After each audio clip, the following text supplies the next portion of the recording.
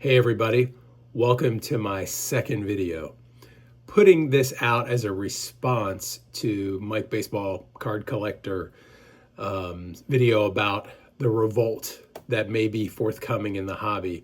This is going to be mostly a bit of a video of support. I think the feelings he's expressing, being what I would call an old-time collector, really resonated with me. And I wanted to illustrate his feelings further by using a 40-year-old Beckett Monthly. Was digging through my some of my old programs and stuff like that I had, and I found a Beckett from March of 1986. So this is early March, or the first part of March when I'm recording this. So I'm going to use this sort of as a reference point, a little bit to talk about how the hobby has changed, but then talk about how it feels like we as collectors are being impacted by the nature of the hobby and where it is headed. Again, thanks for watching. Okay, so I got the Beckett pulled out, and I will turn to the page where 1956 is. And frankly, this Beckett is really interesting reading just to look back and see like where all the changes are at. But I'm going to use a card that I recently picked up to show as an illustration. And that card is this 1956 Ted Williams. But what I want to do is show you sort of what the pricing dynamic was with shows back then and kind of the way that things worked. So if we zoom in here and look at 1956, you will see that the Ted Williams card in 1956, so 40 years ago today, shows a range between $30 and $40. So the way Beckett worked 40 years ago, this wasn't a row that was officially considered, well, this is one condition, this is another condition. This was just considered a high and a low. And generally speaking, if you were buying a card, again, ungraded card, this was before grading and this was before the internet, you would expect to buy it in somewhere in this range. And the nicer condition cards would be at this end of the spectrum. What's different about card purchasing today from 40 years ago is because there is no grading, there is no population, there's nothing like a scarce card from 1956 or from that era. Like clearly there are less 1956 cards than there were cards printed in the 1980s, but because there was not numerical grading, no one had a view on how excellent or how many of a certain condition of a card existed, and therefore the creation of rarity for the super pristine condition cards didn't exist.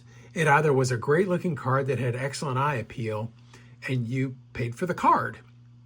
And so, and that was it. There was no sort of, well, it's a really great condition or really great example of the card, and therefore that's going to justify charging 10x for it, which if you're getting a 9 or 10 of a vintage graded card, it's hard to find 10s of 1950s, but you know, once you get to the 8.5 and up range of this sort of golden era card, that's where, you know, things start going up exponentially. Back then, if you were buying what was a super clean, pristine graded card, maybe you could put $50 on it or $60 possibly, but the odds of you selling it, eye appeal existed, but if you were charging 50% more of the high in a Beckett, people would really side-eye it. They would really side-eye you. They would just say, you're crazy, I'm never going to pay it. And that's just 50% more, let alone double or 5x or 10x, which these ultra high grade versions of this card are. So using this as an example, so here is my Ted Williams card that I recently bought, and you'll see, you know, it's got a very recent grade. I love the example. This is I think, a very nice card. I think I'm following Mike Petty's lead of get great eye appeal, nice centering, good clean examples, and roll with that. Why pay the tax, as it were, for the ultra high grade when this works perfectly fine for me as a collector?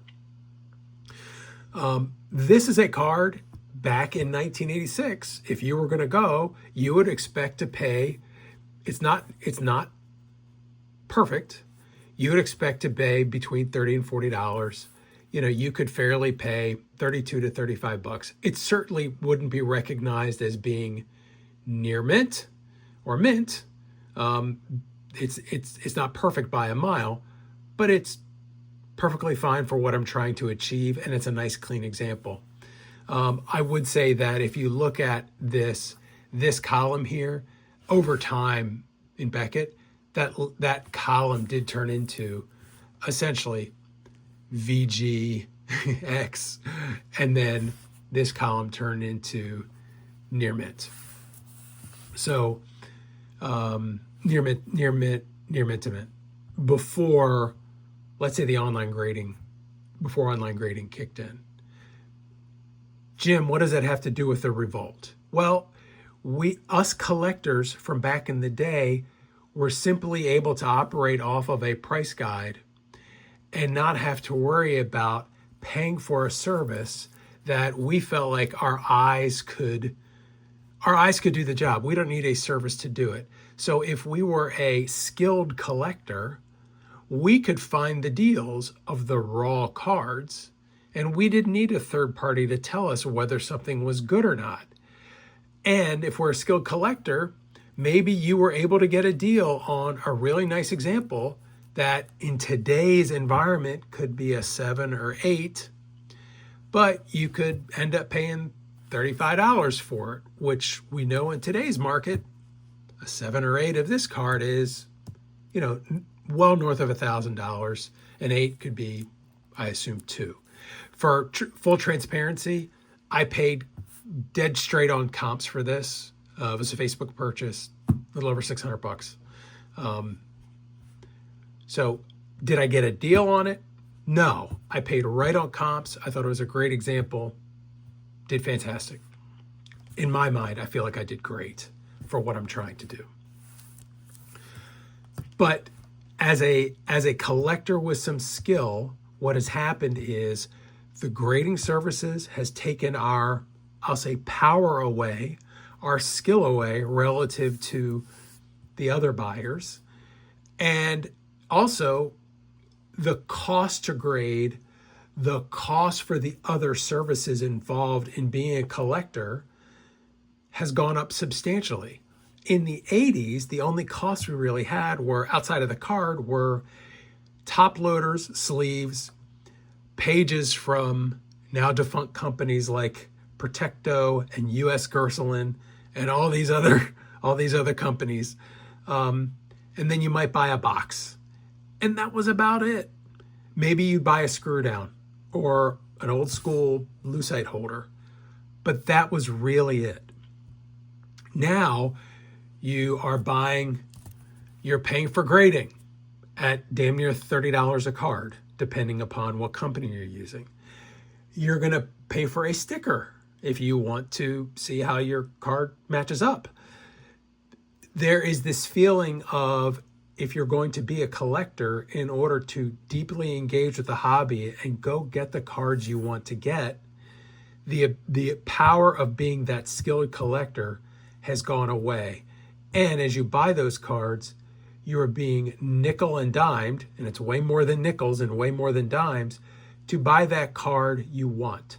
The created scarcity, not the one of one scarcity or the 1 of 10 scarcity that's in the modern and ultra-modern space, but the creation of scarcity of cards where, hey, once you get a certain card at a certain grade, there's only X number of cards that have better condition than this. That has driven up the value, or there's driven up the value of the card, and in doing so, the cost of cards to collectors. And it's really that frustration that is bubbling over. at $5, $8, $10 a card to get graded that could get turned in a reasonable period of time. It was a cost I think the average collector was willing to bear. I think at this point now, your collectors, they've just threw their hands up and said, screw it. And that's where that revolt comes into play. And that doesn't even touch on modern cards, the pricing of a box of cards, etc. I remember in 1984, you could buy a wax box for $10.95. It certainly isn't that anymore. You were probably getting upwards of 400 cards in a box. And who knows how many cards you get in a box today? Do you even get 100 cards? I don't even know. I don't buy modern at all. So I certainly, the frustration with the hobby, not only is it really expensive, but it's bad service and it's inconsistent service, but it feels like you have no other choices. That's where the revolt is. You just throw your hands up. Now, in this environment that, if you look at business theory, disruption theory, Clayton Christensen, there could be a player that does less service, but does just good enough that could spring up and hit like a PSA. It's going to take a relatively sizable investment. I think AI is going to need to get better. Does grading get away from, hey, we're going to authenticate your card, we're going to ensure it's not been altered or trimmed, and we're not going to put a number on it? Do they do something like that where it becomes, hey, it's authentic and it's not been altered or trimmed? It's purely all about eye appeal at this point, but they offer it as really just that level of service significantly cheaper, and it just turns into an eye appeal chase for collectors versus a registry chase. Does a business like that that's able to do it at scale for $8 to $10 a card, is there a market for that? I know it opens up the definition of grading, like what is X? What is X to near mint? But it feels like in order to knock PSA off their pedestal, there's going to need someone is going to need to come from the bottom and potentially offer this lesser service, cheaper, lesser all-encompassing service, I'll say. They'll give better service, quicker turns or whatever, but they'll just do less. But will they authenticate? Will they confirm it's not trimmed or altered? Will they give you a significantly better piece of plastic to put your cards in? That may be where the opportunity is, but in order to compete with a PSA, there's going to have to be a significant amount of capital to get behind it. Me personally, this is part of a 1956 set that I'm putting together. I am down to only needing 4 cards. The 4 cards that I need are the Clemente, the Mantle, the Maze, and the Koufax. I was 5. This is one of the 5 that I needed. Everything else I have in that set is raw, and I started that set 40 years ago. I have no urgency to get, and those cards are in decent shape. I would say they're probably in the X, maybe some X mint. Maybe if you stare at it and squint and tilt your head to the side, maybe some will be near mint. But I'm not looking to sell them, so I'm in no urge to get them graded. I just have this feeling with AI accelerating and with the amount of money in the hobby, there's got to be some capital out there that sees an opportunity to potentially disrupt from the bottom. And me personally, I'm just waiting to see what that is. Anyway, from the lens of a collector that came back into the hobby over the last 40 years, this is where my headspace is right now. It's a significant adjustment just to get used to what are we dealing with today, but it's probably taken me the better part of a year to fully grasp all the moving pieces because there are so many data points out there. And I'm still learning. I'm no expert at all. And the breadth of the hobby is just so much wider now that, I think that's the beauty of the hobby is you think you know everything and then new stuff comes at you. And it's more to study, more to read. And that's what makes it fun. Anyway, thank you all for listening. Talk to you real soon.